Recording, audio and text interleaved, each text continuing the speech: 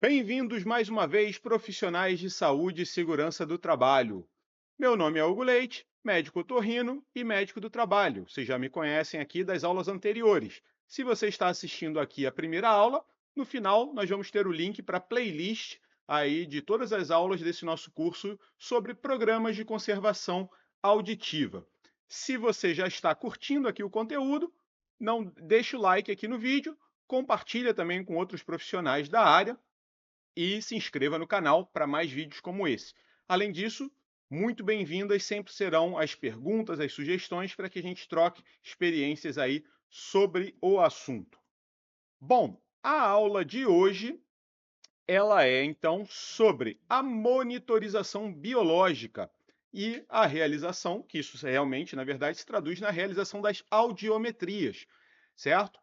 Como eu falei lá no início, né, na primeira aula, muitas pessoas podem pensar: o que é programa de conservação auditiva? É aquele negócio lá que tem que fazer audiometria. Realmente, as audiometrias são parte muito importante do programa, mas como a gente viu, o programa de conservação auditiva, ele envolve várias coisas, né, relacionadas ao programa de gerenciamento de riscos, a própria administração, né, ali do trabalho, a organização do trabalho, que vai envolver também departamento pessoal e, claro, o departamento de saúde. Então chegamos aí, vamos dizer assim, à cereja do bolo, né, que é a audiometria, já que se estamos falando de programas de conservação auditiva, as audiometrias são de fato os exames que nós temos que até os dias de hoje ainda são aqueles que melhor permitem a gente quantificar e avaliar a qualidade, né, e o nível da audição de um determinado indivíduo, nesse caso aí dos trabalhadores. Tá certo?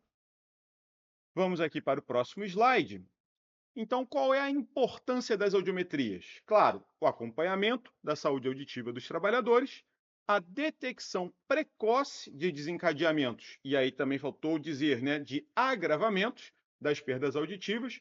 O que é isso? Né? Bom, se a pessoa tem uma audição normal e de repente ela começa a ter uma piora da audição, começa a ter um exame alterado, ela teve um desencadeamento. Agora, se ela já tinha um exame alterado, ou na verdade uma sequência de exames alterados, mas sempre com aquela mesma característica, e de repente há uma piora, né, aí nós estamos falando de um agravamento. Esses conceitos de agravamento e desencadeamento, eles também estão descritos lá no anexo 2 da NR7. E também eles até são aplicados no próprio PCA Expert, que vocês também estão convidados, né, a clicarem no link aí na descrição do vídeo para conhecerem o software, que eles também já fazem, o software já faz uma comparação dos exames sequenciais com o exame de referência para avaliar se houve ou não houve um desencadeamento. E claro, ele gera relatórios disso aí também. A frequência mínima anual para conformidade com a NR7, né, que é a norma legal vigente, é de 1 ano. Então, anualmente devem ser feitas as audiometrias nas pessoas que são incluídas no programa de conservação auditiva, que são aquelas que trabalham em ambientes com potencial exposição a riscos, né, que possam levar a perdas auditivas. Agora, algumas empresas utilizam prazos menores. Eu, particularmente, não vejo uma necessidade, a menos que exista alguma situação particular, como, por exemplo, houve um caso de perda auditiva dentro de um grupo homogêneo e que houve uma suspeita muito forte de ter sido por exposição a um nível de pressão sonora elevado e potencialmente do ambiente de trabalho. Então você pode, de repente, querer antecipar, fazendo um prazo menor, os exames também de todas as pessoas daquele grupo homogêneo. Se a pessoa tinha exames normais e, de repente, um exame sequencial vem alterado, você pode ter que fazer uma repetição desse exame. E aí, essa repetição, muitas vezes as pessoas me perguntam também: mas eu repito quando? 2 dias depois? Uma semana depois? Um mês depois? Aí eu diria, vai depender de qual é a situação. Se for uma situação em que a pessoa não tinha relato de estar resfriada, não tinha cerume no ouvido, não fez nenhum procedimento, né, às vezes uma cirurgia até otológica, ou não teve, por exemplo, uma perfuração traumática do tímpano, né, se ela não teve nenhum histórico de nada, essa repetição pode ser feita em uma semana. Agora, se ela tem, por exemplo, uma otite média, uma perfuração tímpano, fez uma cirurgia, aí o ideal é que você espere né, a resolução, quando for possível, se pensar ou se projetar uma resolução desses problemas, e aí sim repetir o exame. Beleza? Vamos aqui para o próximo slide. E aqui nós temos, então, os tipos de audiometrias. Muita gente fala, né? Audiometria, audiometria. E o que é exatamente a audiometria? De uma forma muito geral, é um exame audiológico para testar, né, para avaliar, chegar a uma conclusão de limiares de audição. Mas existem vários tipos, alguns tipos até audiometrias automatizadas, audiometria de SISI, enfim, que não estão nem citadas aqui. Mas, basicamente, nós temos então as audiometrias tonal e audiometria vocal. Vocês podem reparar que estão divididas ali. A tonal, nós temos a tonal por via aérea e a tonal por via óssea, e a vocal, limiar de discriminação vocal e limiar de inteligibilidade, que são duas audiometrias vocais aí que eu citei. A audiometria tonal por via aérea é aquela que as pessoas já estão mais familiarizadas, né? Todo mundo que tem algum conhecimento aí, né, de audiometria, de programas de conservação auditiva, conhece a audiometria tonal por via aérea, que é aquela em que a gente coloca o fone, né, coloca vários estímulos em diferentes frequências, normalmente tons pulsados, né? O que é um tom pulsado? É um som. Lembra que a gente falou dos conceitos de contínuo, intermitente, né? O tom pulsado é um som que faz pi, pi, pi, ao invés de um som contínuo. Pi. E por que isso? Né? Até tem uma lógica, uma curiosidade interessante. Normalmente a gente faz o tom pulsado, porque se a pessoa tiver um zumbido, e um zumbido normalmente ele é contínuo e numa determinada frequência, quando a gente coloca o som pulsado, a gente ajuda essa pessoa a diferenciar o que é o som da audiometria do que seria o som do zumbido dela. Tá? Então, essa seria a audiometria tonal por via aérea. Colocação do fone, frequências que a gente faz numa audiometria clínica normalmente de 250 até 8.000 Hz, basicamente 250, 500, 1.000, 2.000, 3.000, 4.000, 6.000 e 8.000 Hz, são as frequências testadas. Para fins ocupacionais, a NR7 ela dispensa o 250 Hz. Ela, claro, você pode até fazer também, mas o exigido, que é obrigatório, tá, de acordo com o anexo 2 lá da NR7, é que você faça as frequências de 500, 1.000, 2.000, 3.000, 4.000, 5.000, 6.000 e 8.000 Hz. Tá? Já para a via óssea ela é quase igual à via aérea, só que ao invés de utilizar o fone sobre as orelhas, a gente utiliza um vibrador ósseo, que ele fica sobre o osso temporal, tá? Normalmente sobre a região da mastoide aqui, né, atrás da orelha. A mastoide é uma porção do osso temporal. Tá? E aí, da mesma forma, a gente pede para a pessoa sinalizar quando ela estiver ouvindo. Normalmente a gente pede para ela levantar a mão, né? E existem até algumas técnicas, alguns detalhes aí de como fazer isso, porque apesar de ser o melhor exame para quantificação da audição, esse é um exame subjetivo. E o que isso quer dizer?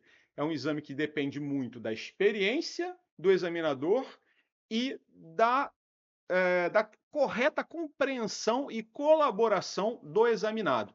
Então, o examinado ele tem que entender bem como é o exame e responder exatamente de acordo com as orientações do profissional que está executando esse exame.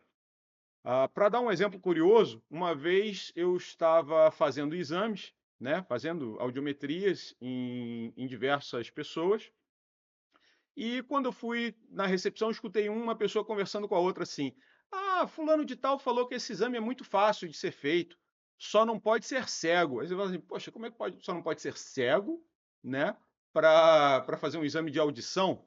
Aí ele falou assim: é porque ele disse o seguinte: toda vez que o médico olhava para ele, ele levantava a mão. Aí quando o médico abaixava para anotar alguma coisa, ele abaixava a mão. Quando o médico olhava para ele de novo, ele levantava a mão. Ou seja, isso a gente chama de pistas visuais. Então, o examinado, ele estava sempre que o médico procurava saber se ele estava escutando, ele levantava a mão, independente dele estar escutando ou não. Tá? Então, isso é só um exemplo de 1 milhão de coisas que podem dar errado e podem levar a exames com resultados equivocados na audiometria. Tá? Mas voltando para a via óssea, então a gente coloca esse estímulo aqui atrás e a pessoa vai levantar a mão, sinalizando quando ela estiver ouvindo.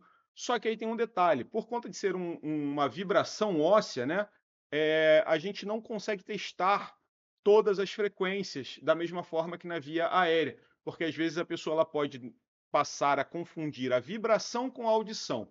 Então a gente até faz ali a frequência de 250 Hz, mas normalmente o que a gente faz mesmo para a via óssea são as frequências de 500, 1000, 2000, 3000 e 4000 Hz. São só 5 frequências, ao invés de 8 da audiometria habitual clínica e das 7 exigidas na via aérea, né, tonal aérea do exame ocupacional, de acordo com a NR7. Dito isso, audiometria vocal.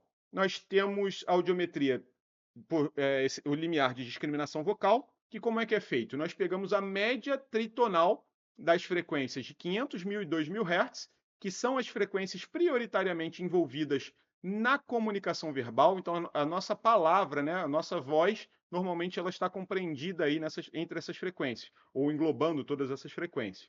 Então, a gente faz uma média e coloca o audiômetro ali naquela intensidade de som, né, naquele volume, e pede para a pessoa repetir palavras, normalmente monossílabos e ou dissílabos. E aí a gente tem um número padrão, né, e a gente coloca um percentual de respostas corretas. Já o limiar de inteligibilidade, nós pegamos também essa média tritonal, começamos a partir desse volume e vamos falando palavras, geralmente trissílabas, e vamos diminuindo o volume, até perceber o volume mínimo no qual a pessoa é capaz de compreender e repetir, né, aquelas palavras que nós estamos dizendo. Para fins ocupacionais, a NR7 ela diz que é obrigatório, então, a realização do exame de audiometria tonal por via aérea, nas frequências que eu mencionei, de 500 a 8000 Hz. A via óssea ela fica ou a critério do examinador ou sempre que houver uma alteração, tá? É isso que está descrito na norma. Já a audiometria vocal, a norma diz que realmente fica a critério do examinador, para se ter uma melhor avaliação ali da audição, conforme o julgamento, né, da pessoa que estiver realizando o exame. Mas não custa reforçar que só um exame de audiometria, por melhor que ele seja feito, e sempre deve ser muito bem feito, não traz exatamente um diagnóstico de uma causa de uma perda auditiva. Para a gente chegar a uma causa de perda auditiva, além do que a gente estiver vendo na audiometria, a gente tem que ter todo o histórico clínico, histórico do trabalhador, enfim, uma série de coisas que a gente ainda vai abordar aí mais adiante também. Beleza? Era isso por essa aula, tá? Fiquem à vontade para enviar as suas dúvidas, críticas, sugestões. Como eu falei, né, podem entrar em contato. Nosso próximo tema vai ser justamente o que fazer quando encontro uma audiometria com alteração, né, seja no exame admissional, seja no exame sequencial, seja no exame de retorno ao trabalho. Nós podemos debater tudo isso. E aqui estão os nossos contatos, caso vocês queiram entrar em contato com dúvidas, sugestões. E, lembrando mais uma vez, por favor, se estão gostando do conteúdo, curte aqui o vídeo, se inscreve no canal, compartilha com outros profissionais, beleza? Muito obrigado pela audiência e até a próxima aula.